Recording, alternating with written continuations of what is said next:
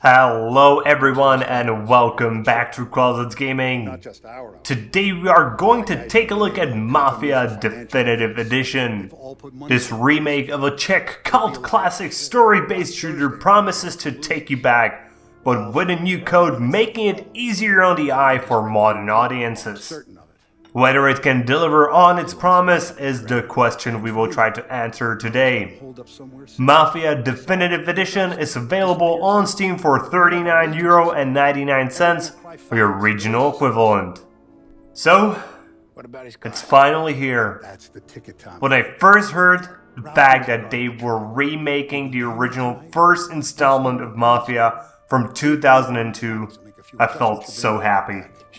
Especially so because I come from the country where Mafia was created.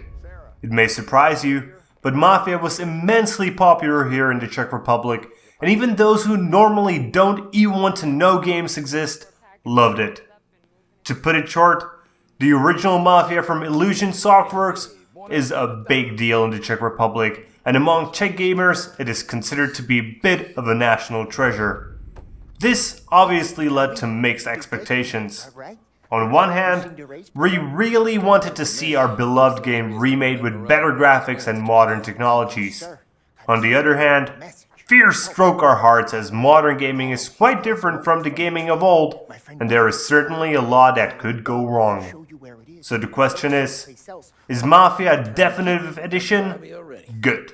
I will be honest, this is a hard review to make, because no matter how I try, it is just so hard to let go of the nostalgia that I have associated with Mafia. But it is my job to try to tell you guys whether the game is good no matter if it does or does not have a predecessor. And it will be important for many of you because you will be going into the city of Lost Haven for the first time. As I said, Mafia Definitive Edition will take you into the city of Lost Haven, which can be found in Illinois, where you will take on the role of Tommy Angelo. Tommy is a taxi driver who one day, at the end of a long shift, finds himself driving two guys in suits with guns in their hands and aren't really asking whether Tommy will take them where they want. So, Tommy obliges and tries to get rid of the member of the hostile family. Later, we find out that these two gentlemen were Paulie and Sam, Tommy's future friends, and thus Tommy's bad luck turns into good luck. Paulie and Sam are working for the local Don, Salieri, who is battling for control over the city with his mortal enemy, Don Morell. If you play the original, you probably heard this before because just as its older sibling, Mafia Definitive Edition tells essentially the same story. And that's a good thing because the original story was just great. The story, events, and the base of the plot stays, apart from a few tiny changes, exactly the same. I was worried a few times, but quickly saw that it's all okay. Changes are mostly done delicately, and for the most part, they work within the confounds of the story and connect through it pretty well. But more about that in a moment. As I remember the original, there were a few spots where I was not pleased, but when I look back at it, I now understand that there really wasn't a better way to change the game for a modern interpretation, and that it was actually done well, under the circumstances. What I am glad to say, there are no real side quests added. This is mostly because of the nostalgia and because Mafia, in its sense, is a linear game and just pretends to be an open world game. And this keeps the story together and makes everything move at a good pace. If you had the chance to do weird stuff between missions like you do in GTA, the story would certainly lose a part of its magic. On the other hand, sometimes it does feel like the story is flowing a bit too fast, but whether this is a good or a bad thing is really hard to judge and will depend on the player pursing. The individual chapters are certainly more intertwined than the ones from 2002, where they were just completely separate. The script does help with this a lot, but the dialogues and how the authors kept their promise and expanded the story of not only the main characters, but also some of the side characters provided a lot to this as well. Yes, he's an idiot. But I'm not talking about anyone in particular. It's just one of the things you will get to hear from the car mechanic Rolf in one of the cutscenes. And this sentence has nothing to do with the bigger story. That is actually its beauty. Pretty much all the characters now talk, react to things, tell their stories, explain why they had a good or a bad day, and not just in the cutscenes. For example, even after a cutscene ends, you can still hear its continuation from the other side of the closed door. The unimportant characters talk to each other, play dice, tease each other, and talk about events that you will get to experience in later missions. Suddenly, almost everything gets some context. This will be mostly appreciated by us who played the original, especially those who played it recently, but this also improves the story for all of you who will enter the city of Lost Haven for the first time. And the effect is only emphasized by the fact that all the characters, even those you will see only once or are just talked about, have names. It feels like a real, living world. To give you a bit of a comparison to 2002's Mafia, back then, Biff was just an ugly guy standing there at the corner who gave you all the information you needed.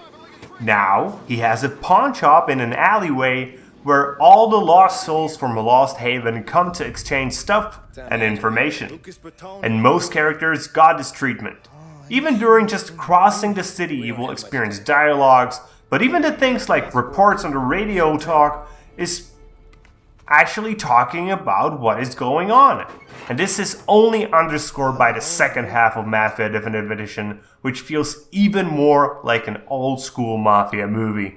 The one thing that made playing Mafia a bit tougher for me personally was the voice acting. Because I needed to play the game in English, I could have not enjoyed the Czech voice acting. And I played the original with Czech voice acting, and it was just splendid. It was not the best voice acting you ever heard, but for the time, it was the best Czech voice acting we ever had. Luckily, the voice acting scenes for video games has improved over the years, and it is great here as well. And another thing about the sound design, the music. Oh god, the music in Mafia Definitive Edition is just awesome. It's not the same as in the original, which certainly burned deep into my brain, but many of the songs in the remake carry on with similar themes.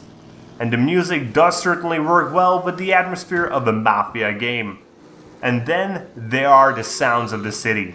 People talk, yell, cars honk, and sound amazing. It all creates an atmosphere that will certainly be remembered. But the sound design also has one more major impact. It makes the city feel alive. This is especially true as the city seems a bit empty in terms of how many people you can visually see in the city. There is enough traffic, but at times it almost felt like I was outside just right now during the coronavirus, as there just weren't enough people walking the streets of Lost Haven. But the city itself is just fantastic. Every last detail makes sense. The best time to drive around Lost Haven is at night during rain, as the city just gets an amazing atmosphere. That's the time you should spend just driving around, enjoying the smoking chimneys, trams passing by, and get the feeling like you traveled back in time into the 30s. Plus, in comparison to the original Mafia, the city feels much larger. While there were some tweaks done to it, and people who played a ton of the original will find themselves getting lost, it will cause no problems to newcomers, and even the Mafia veterans will, in the end, get used to it. Yet, there is one thing I need to talk about. The countryside. Over the 18 years since the original, the countryside has grown from a little thing on the side into a huge area for you to explore and to enjoy. You get to travel the roads, both in the city and in the countryside, in a large variety of contemporary vehicles, which will either be provided by Ralph the mechanic, or you'll just steal them off the street. Similarly to the original, you don't get access to all of them from the start, but first you have to drive with them at least once to get them into your garage. The only thing which made me sad about this was the gigantic hall right next to the garage where all the cars could have been on display for you to choose from. On the other hand, in the garage you also get to pick the color and some design elements on your car, and I guess this would have been the harder to do in the hall. Still, I do wish the hall would have been used. Either way, how does the driving feel? Depends on whether you at the beginning choose the arcade or more realistic style. There's a big difference between them, but you don't need a wheel and pedals for the realistic one either way. The driving experience is fun, you just need to get used to the fact that your average speed will be around 30 miles per hour. And things like the road is slippery when wet, or punctured tires. And if you really don't enjoy the driving model, then you have the option to just skip some of the less important drives altogether. But in my mind, it just goes against the spirit of Mafia. The only place where I would even consider using this option is in a second or third playthrough. But why should you even play Mafia Definitive Edition more than once?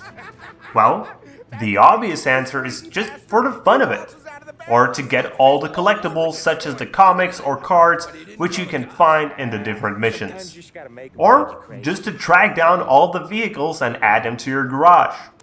This is made a lot easier by Lucas, who will give you postcards, and at the location of the postcard you will find a car missing from your collection.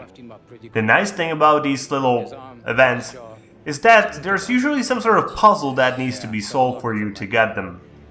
Another possible option for playing Mafia Definitive Edition again is to try your luck at a higher difficulty. Hangar 13 even listened to the fans of the original and gave us the classic difficulty. This difficulty level brings back things from the original such as losing ammo while reloading and a lot tougher enemies, and adds things like police automatically being angry at you for breaking even your typical traffic violations such as driving through a red light or even speeding. Plus the police get more precise and deadlier just as the enemy mobsters. Then the game definitely becomes a challenge. But does it make the game better? Well, sometimes. This is when it's time to talk about the issues with Mafia Definitive Edition. And sadly, they aren't just nitpicks. But let's start simple. First of all, the remodels of the characters look decent, though certainly the faces could have used a lot more textures and realism. But you will get used to them over time. On the other hand, the animations could have been a lot better. Tommy while sprinting looks just like me sprinting in first grade, and often all the animations just feel really stiff. And the enemies feel exactly the same, plus they are honestly somewhat dumb. Nah, that's not enough. The AI can be just idiotic at times. Enemies just randomly running around without any plan of what they are doing, completely not caring that they are getting directly into your line of fire, and then suddenly shooting you with a well-aimed shot for half your health. It just makes no sense. This makes the difficulty be all over the place.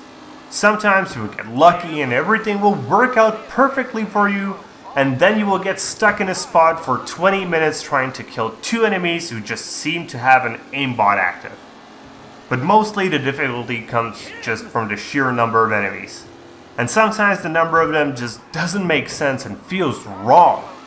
This was honestly the most frustrating part of the new Mafia. Previously, it was the infamous race, which is now at a good difficulty and can be won without 50 attempts. Even with the ridiculous amounts of enemies you're going to be up against, most situations can be solved by cover. Taking cover, slowly moving forward is the key to survival, because in the end, that's all Mafia Definitive Edition is, a cover shooter. And not even that great of a cover shooter. You will enjoy the story, you will enjoy the atmosphere, but the action will probably bore you over time.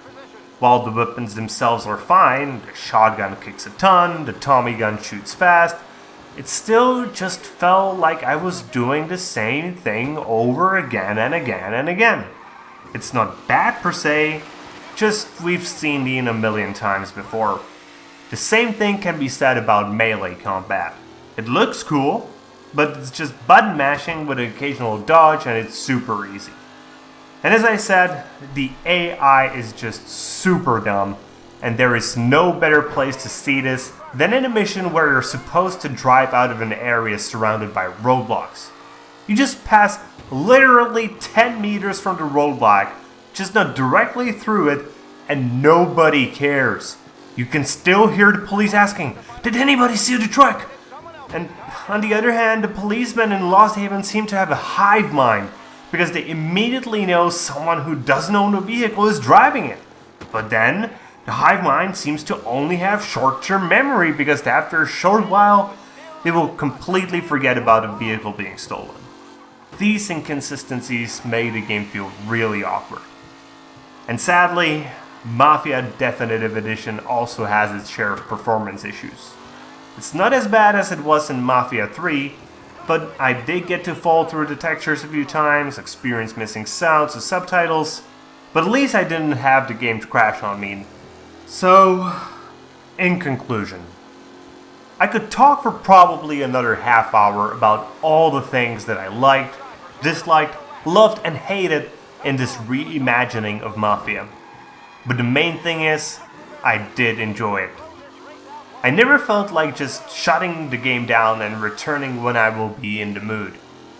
And all of that even though I essentially knew the story. And it was the story that kept me playing. It is still great and is still the primary reason you will love Mafia. But should you buy Mafia Definitive Edition? Because that's the harder question to answer. If you are a die-hard fan of the original, probably not. You will not be satisfied. On the other hand, if you never played the original, then definitely yes. The story is well worth experiencing.